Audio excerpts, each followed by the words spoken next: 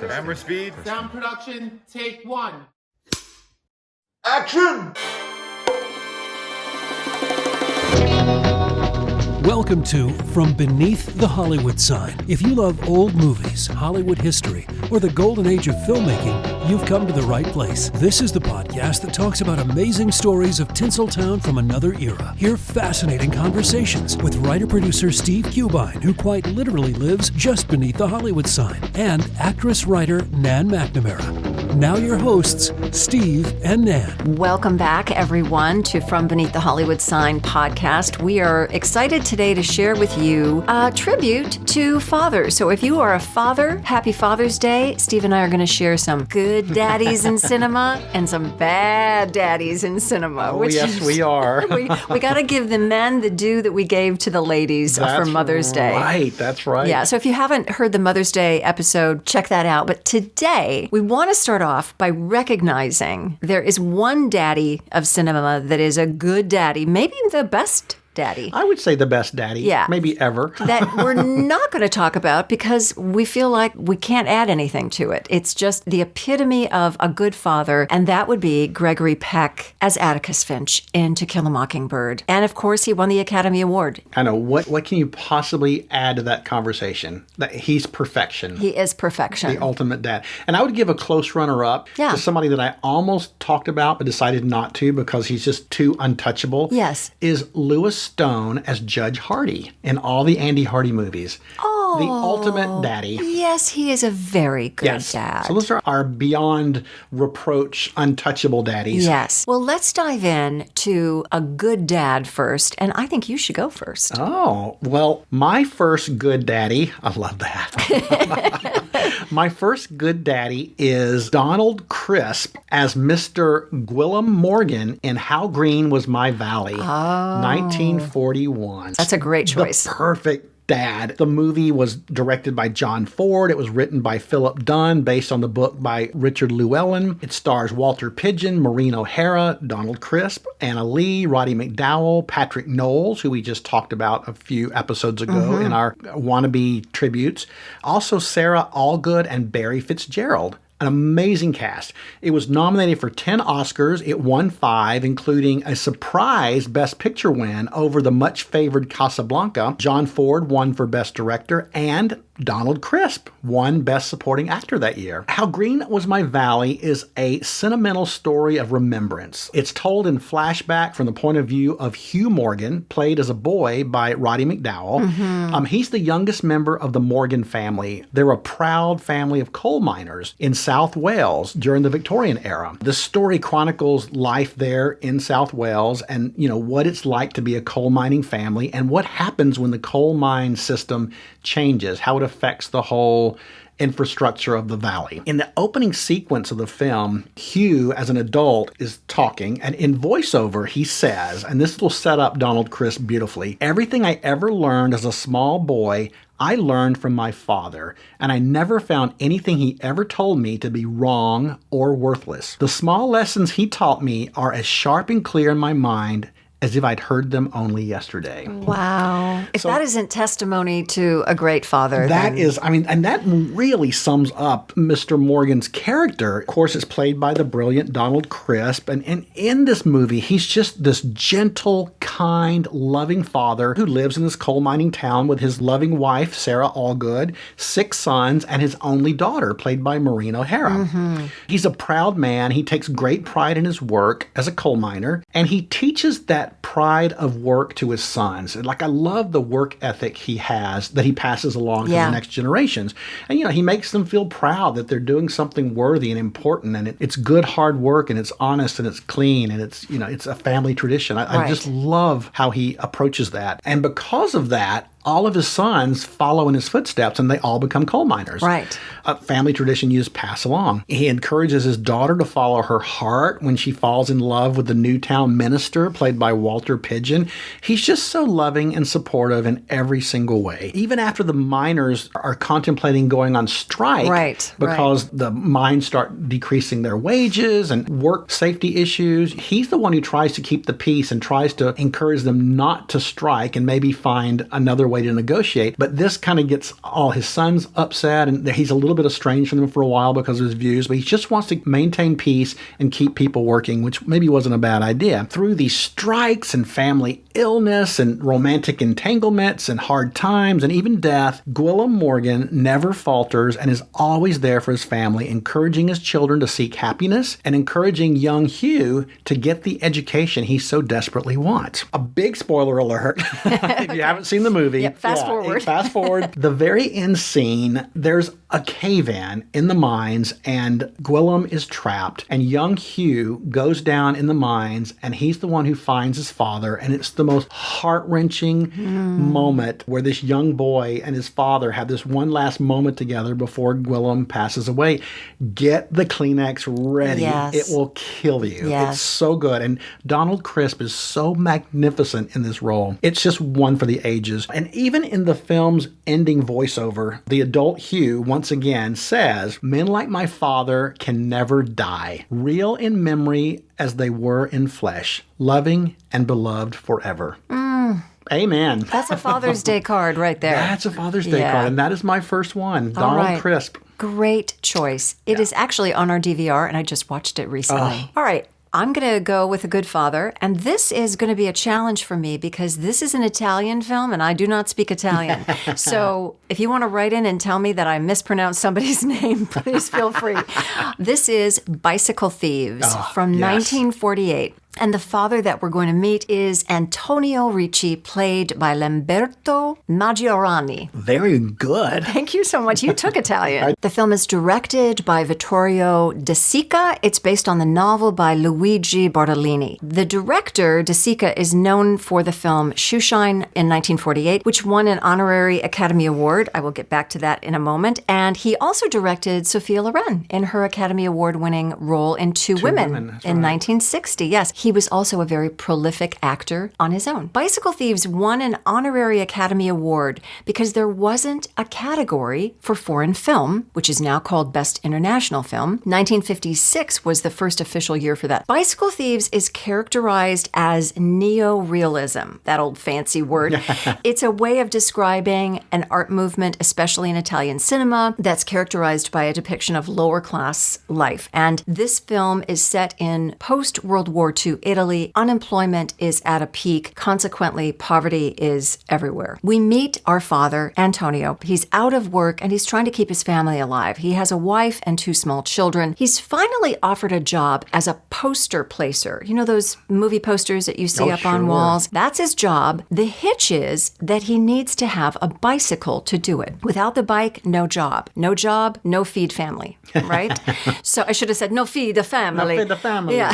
So he has pawned his bicycle to put food on the table. He tells his wife the dilemma. His wife, Maria, is played by Leonella Carell. And when we first meet her, you see how poor they are in that there is no running water in the apartment, and she is carrying buckets of water. He tells her the dilemma. He's got this job, but he needs his bike back, which is in the pawn shop. She looks at the bed that has sheets on it, and she says, sheets are a luxury. And she pulls up all the sheets, and they go to where you can sell your stuff to get money, and they sell their sheets. And there is a heartbreaking visual that you see after they've gotten the money for the sheets. The camera pulls back and they show this warehouse, and there are sheets 6 stories high of everyone. That's how poor this community is at the time. Now, the good news is they've got the money. They go to the pawn shop. He gets his bike back. He takes the bike out for his first day. And you know what the title of this movie is, right?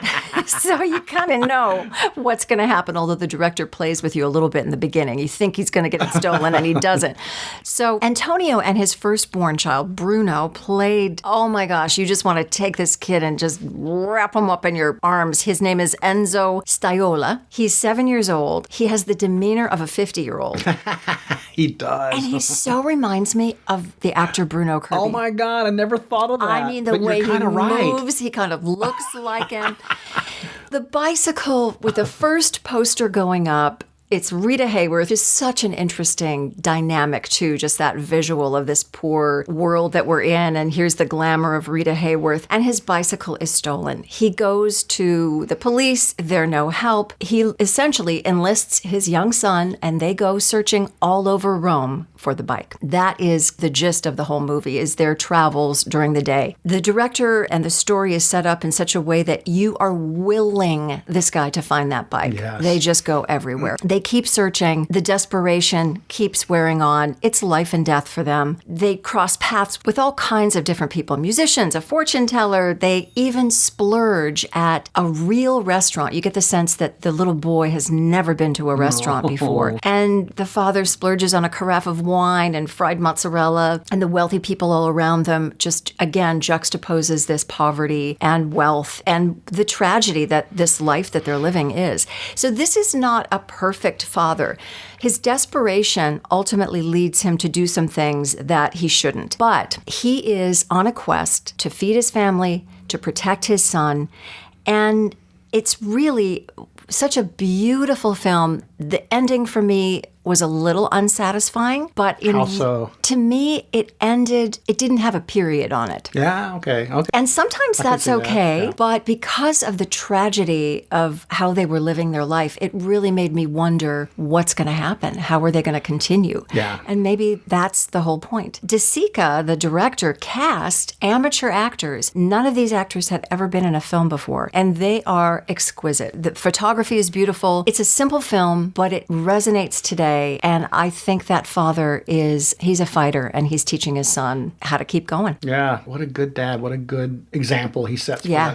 that kid. Yeah, absolutely. All right, I think we should dive into a bad dad. Oh, yes, our first bad daddy. You know, and my choice for this, and he's such a bad dad, I chose Pat Hingle as Ace Stamper in Splendor in the Grass. Oh, he is a bad dad. Oh, he's so bad. 1961, directed by Elia Kazan, written by William Enge. Of course, it stars Natalie Wood and Warren Beatty as these star-crossed lovers in 1920s Kansas. Splendor in the Grass, it's the ultimate movie about the anguish and the heartache of young love. Mm-hmm. It's about this love affair between these two high school kids, Deanie, played by Natalie Wood. She's from a lower middle class family, and then Bud Stamper, played by Warren Beatty, was from a wealthy, influential family. Well, at the head of Bud's family is his horrible father, Ace. He is despicable, but he's played by the incredible character actor Pat Hingle, who I love. And, you know, most people don't realize, but Pat Hingle, he was the original Gooper in Tennessee Williams' Cat on a Hot Tin Roof on Broadway. Wow. That's what basically got him started. Okay. You know, and even though that Hingle was only 13 years older than Warren Beatty, he is so believable as this arrogant, narcissistic, pushy father who only cares that his son carry on the family name, follow in his footsteps, surround himself with greed and lust and all the things that are important to him. He really can't provide any kind of guidance for his son. Bud does approach him and talks about his desire for Deanie and his desire to be a farmer. That's all he wants. He wants to marry Deanie. He wants to be a farmer and be happy. Well, his father ignores what he wants and really pushes him towards going to Yale because that's what people of his ilk do. And even though Bud had no interest in Yale or anything, but by God, Ace gets his way. Well, Ace also warns Bud not to get Deanie pregnant or he'll have to marry her and ruin the future that Ace has so carefully planned out for Bud. You know, he feels that Deanie and her family are so beneath them and not a good match for Bud. Well, Ace is also terribly unsympathetic to his daughter, Jenny, played by the incredible Barbara Loden. I don't know if you guys know this actress.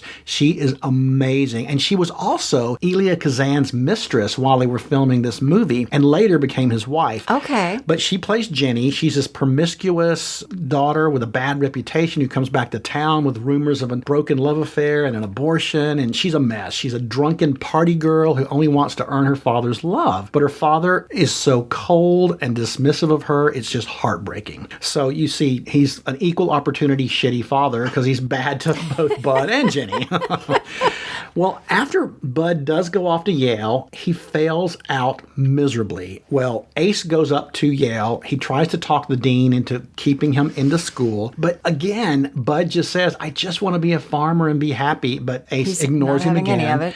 He then takes Bud on this New York weekend. But while they're there, stock market crashes and Ace loses everything. So they have this very crazy weekend in New York that involves like cabaret nightclubs, and he tries to hire a prostitute for Bud, and it's just debauchery at its finest, but Bud's having none of it. And ultimately, spoiler alert, Ace ends up committing suicide that weekend by jumping from the window because he just can't handle life without his wealth and influence. Yeah. So I think Ace kind of got what he deserved. Oh, boy. Bad daddy. Bad daddy. Here's another bad Give daddy. me a good bad daddy. Dr. Austin Sloper from The Heiress. The worst. 1949, the worst. The absolute worst daddy. Right? Played brilliantly by Ralph Richardson. Sir Ralph Richardson, I should say. Of course. It's based on the novel Washington Square by Henry James. This film is directed by the great William Wyler. The story was remade in 1997 called Washington Square with Jennifer Jason Leigh and Albert Finney. It's the story of a young woman played, I think, exquisitely by Olivia de Havilland, Oh, perfection. who falls for a handsome young man played by Montgomery Clift, and her emotionally abusive father suspects that Montgomery Clift is a fortune hunter. Miriam Hopkins also plays Aunt Lavinia. She's so good in that role. She's so good. And Olivia de Havilland won the Oscar for Best Actress in a Leading Role. It also won 3 other Oscars for art direction, costume, and music. Now, I think, speaking of awards, I think Ralph Richardson receives the award for Best Verbally Abusive Father. Yes. He is just the worst. He's mourning the loss of his wife. He constantly compares his daughter, Catherine, Olivia de Havilland's character, and Catherine is awkward socially and perhaps not the idea of perfection, at least to his mind, but the things that he says to her in the end are things that just can never be Just fixed. cut to the core. Yeah, just a quick side note. Apparently, Montgomery Clift was so unhappy with his performance in this film that he walked out of the premiere. He also was not a fan of Olivia de Havilland's. Not sure what happened there, but maybe we can talk about that on some other episode.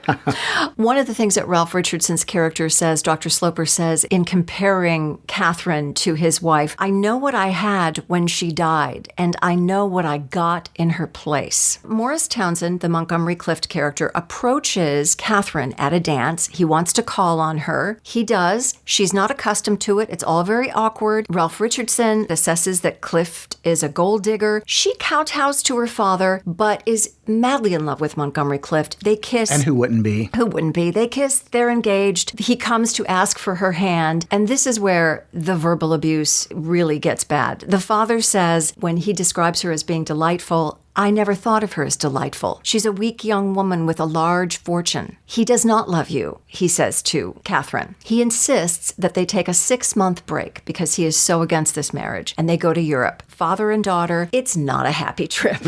They're sitting outside cafes where he went with his wife, and he's miserable and she's miserable, and they come back. And again, more verbal abuse. You have one virtue that outshines them all, your money, he says to her. Ouch. You have nothing else. You embroider neatly.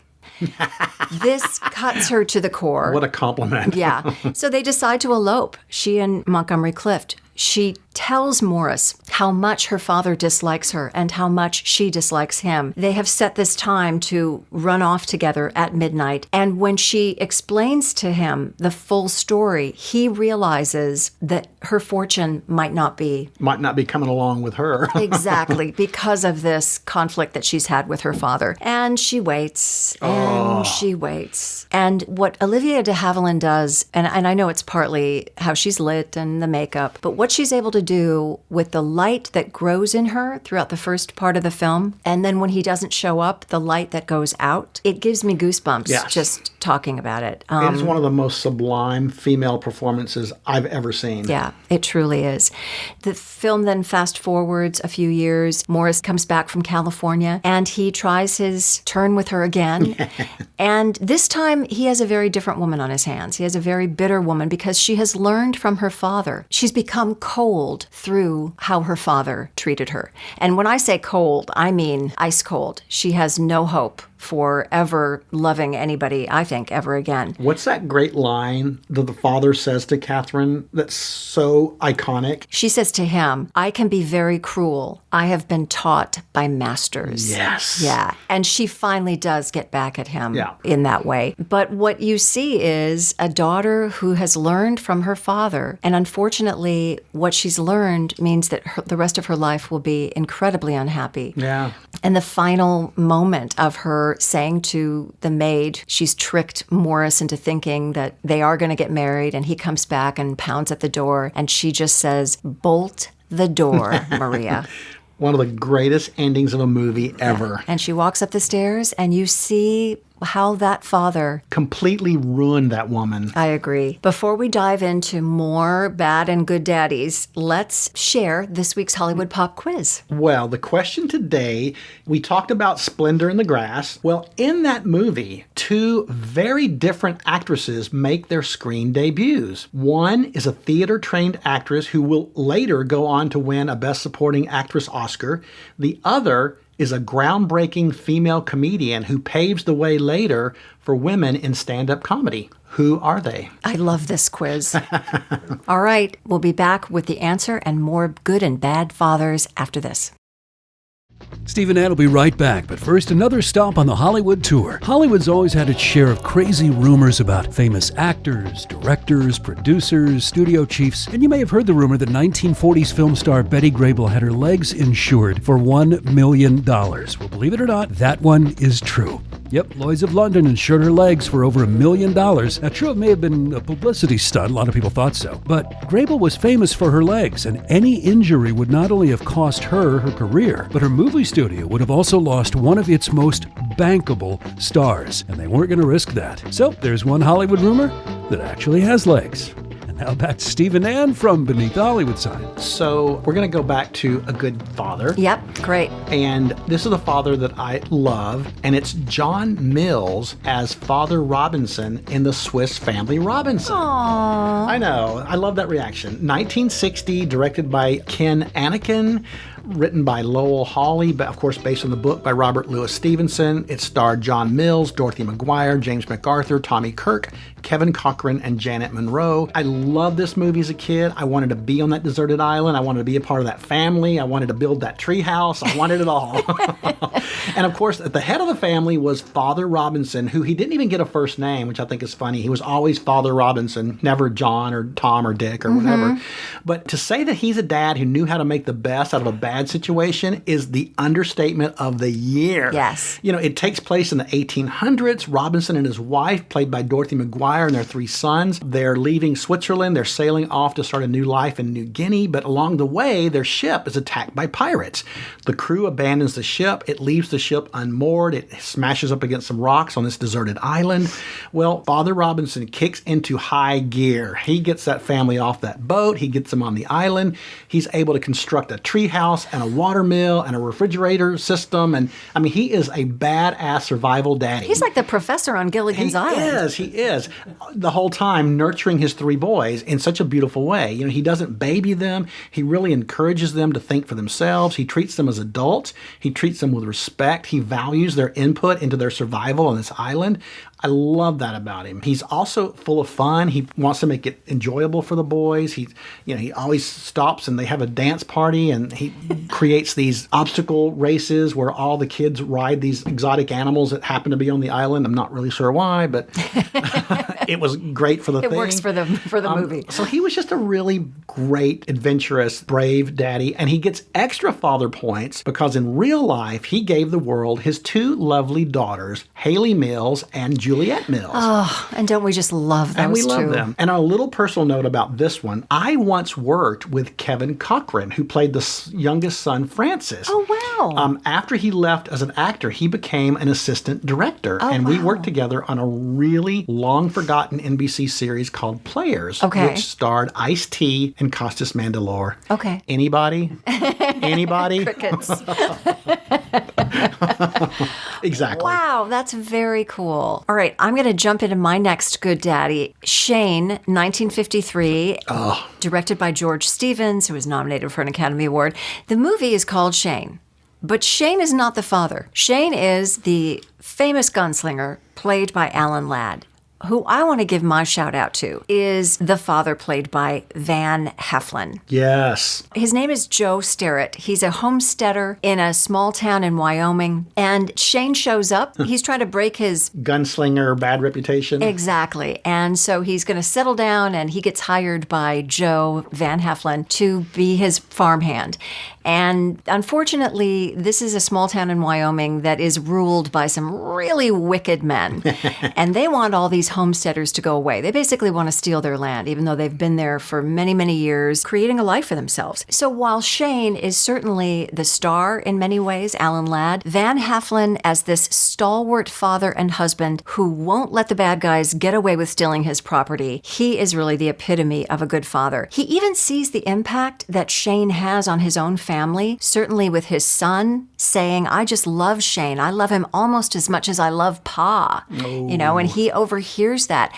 And maybe his wife, you're not quite sure. There's a little... Oh, Jean Arthur was into some Shane. Yeah, she was kind of into some Shane, yeah. But he doesn't let that get to him. He knows what's important. He's secure in his daddyhood. He is very secure, and he focuses on taking care of his family, confident that by doing the right thing, everything is going to work out. Shane does end up taking on some of these dudes in a bar, but Van Heflin sees his neighbors being intimidated all around him, and he is not going to put up with it, and in fact begs his neighbors to stay and let's fight. Nobody wants to. Van Heflin is the guy that goes into town. Now, Shane does help him and deals with Jack Palance. Van Heflin's character tries to have a reasonable conversation with the head of the bad guys. It just doesn't work out. Shane knows what needs to happen. Shane knows these guys are not going to talk reason. They've got to be taken care of another way. Van Heflin, he's a farmer. He is not going to last against these guys. So Shane decides the only way to save Van Heflin's life is to knock him out, which he does.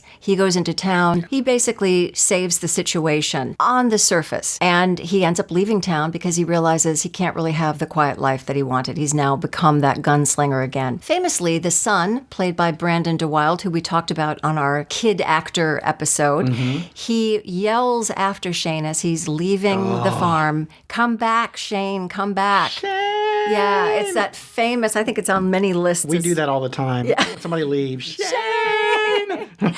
And it leaves you thinking that the son really doesn't recognize how great his father is and the wonderful way that his father handled that situation. Yes. So Van Heflin gets my Good Daddy award for Shane. Good choice. I love that one. Let's move on to a bad daddy. Ooh, bad daddy. You know what? Was there ever a worse daddy than maybe John Huston as Noah Cross in Chinatown? Oh, yeah, that's a bad one. 1974, directed by Roman Polanski, written by Robert Towne. Of course, it starred Jack Nicholson, Faye Dunaway, John Huston, Perry Lopez, John Hillerman, Diane Ladd, and Burt Young. Jake Gittes is a private eye, and he's hired to investigate a romantic affair. He gets pulled into a far more complicated mystery murder that involves this power struggle over the Los Angeles water system. How can the Los Angeles water system seem sexy? But you know what? Chinatown makes it sexy. It does. It's inspired by true tales of these California water wars that took place in the early 20th century. As the story unfolds in Robert Towne's twisty-turvy screenplay, it makes the movie less about municipal corruption and more about the corruption of the soul and individual beings. Well said. At the center of this corruption is this cheerful patriarchal Noah Cross, played with this jovial ease by legendary filmmaker John Huston. He's a powerful man playing a powerful man. As the story unfolds, we actually come to learn that Noah is this nefarious, evil presence that looms over the entire movie, even though he's not on screen a lot. It's just like a storm cloud that's always there. He's greedy, he's lusty, he's corrupt. He sees everything in the world as just a prize for the taking, even with his own daughter.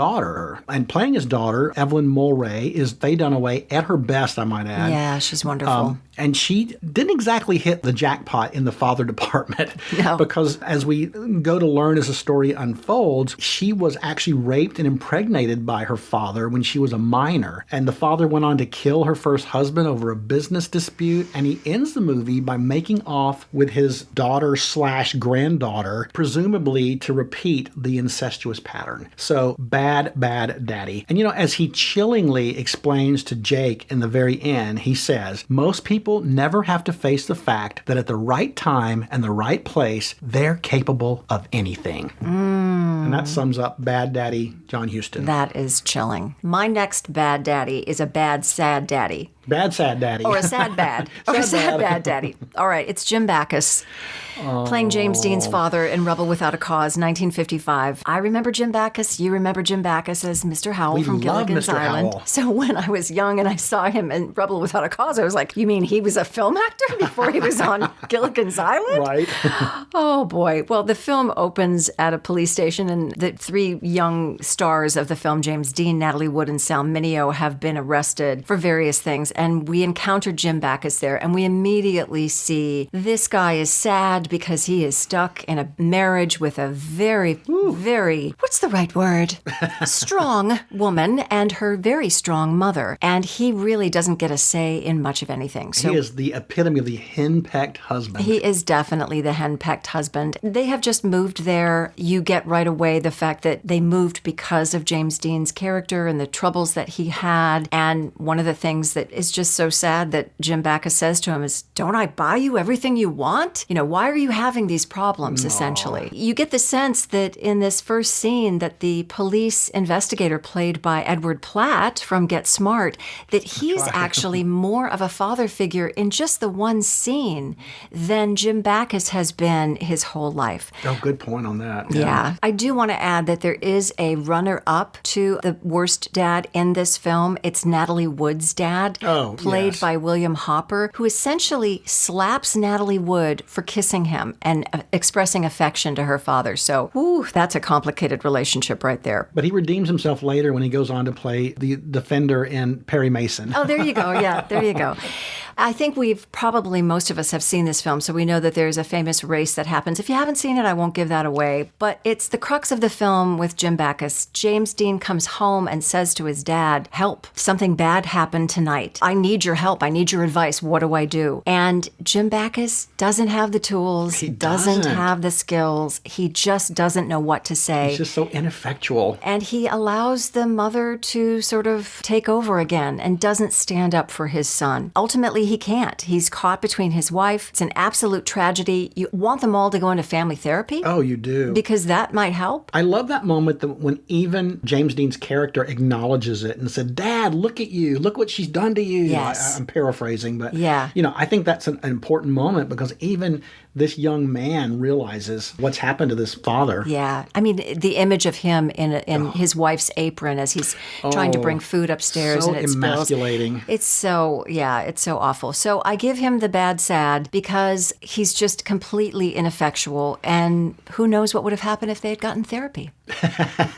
So I think we should end the episode on a good daddy, and let's do a film that both of us adore, which is Our Vines Have Tender Grapes, written by the great Dalton Trumbo. It was his last picture before he was blacklisted. Yeah. And it's directed by Roy Rowland. We spoke about this film briefly in our episode about child actors, which we're bringing up again. Butch I Jenkins. know. Margaret Oh. O'Brien plays Selma. Jackie Butch Jenkins plays her cousin Arnold. But we're going to talk about Edward G. Robinson playing Martinius Jacobson. Oh, what a great dad. He's just a great dad. And isn't it funny because Edward G. Robinson made a career playing gangsters Yes. and really hard-boiled characters. Yes. So it's so lovely to see him play this docile, sweet, gentle, are they Norwegian? They're a Norwegian Norwegian yes. immigrant, Yeah, it takes place in a small town in Wisconsin, and he's a farmer. And I think you're so right about that. And I wonder what he would say if he enjoyed playing this role more than the bad guys. Yeah. Because you don't see him this way. You don't. I mean, it's such a change of pace for him. Yeah. I love that they cast against type for him. Yeah. And he's brilliant. He's brilliant in it. And there's a couple of scenes that I just wanted to share that I thought were just so touching as I was watching it. One is, as I mentioned, he's a farmer. He comes in for the big meal during the day, which is lunchtime. And after lunch, he takes a short nap because he's dealing with everything himself. Of course, Agnes Moorehead plays his wife, and she's a wonderful mother and wife as well. And again, she also usually played bad characters. Yeah. It's fun to see her play a sympathetic character. So Edward G. Robinson Robinson goes into the living room to take his little cat nap before he has to go back out into the field, and he lays down on the floor, and sweet little Margaret O'Brien, playing Selma, his daughter, just kind of curls up and puts her head right on his chest, and they fall asleep together, and it's just exquisite. And it tells you everything you need to know about how she feels about her father. Yeah. There's a situation that happens with Cousin Arnold, played by Butch Jenkins, where Selma gets punished by her father, and it's kind of harsh. She is sent to her room with no dinner. She even wants to say, Pa, can't I even say, I love you before we go to bed? And he's trying to be strict and trying to teach her, this is how we need to treat people. But that same night, there's a circus coming into town. And he wants his daughter to experience the animals and to see, this is a small town in Wisconsin, and she may never get to see again. He wakes her up at, I believe it's 4 a.m. They go down to see the animals. I love that scene.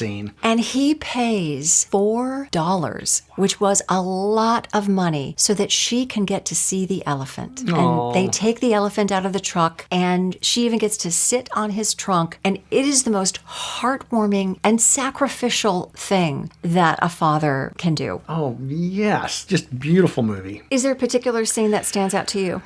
As a good daddy? My favorite scene it's the most harrowing, exciting scene in the whole thing. It's little Selma and little Arnold. They get into some mischief in the barn after this huge rainstorm, and they find that, is it a metal bathtub? Yeah, it's his bathtub that he takes a bath in. They end up getting into it, and they use it as a boat, and they inadvertently get washed into the main river, and so they're gone. And so the anguish that poor Edward G. Robinson has, knowing that his children are in peril, it just shows you everything about that man and what he would do for his kids. But that sequence is so well done, and it's so well shot, and so harrowing. It really is. You can't imagine what's going to happen. Yeah. But anyway, I love that scene. And in fact, when the two of them are rescued, he grabs her and he says, "Why did you do that?" And then he just hugs her so tightly. It just gives me goosebumps. It sums it up, Yeah. It's like, I'm so mad at you, but God, I love you. Yeah. And just to put the cherry on top of the cake of what he does to sacrifice, here's a little clip from a scene where he's talking about why he's given up his dream of wanting to have his own new barn built. This is Edward G. Robinson and Agnes Moorehead in the Lux Radio Theater version.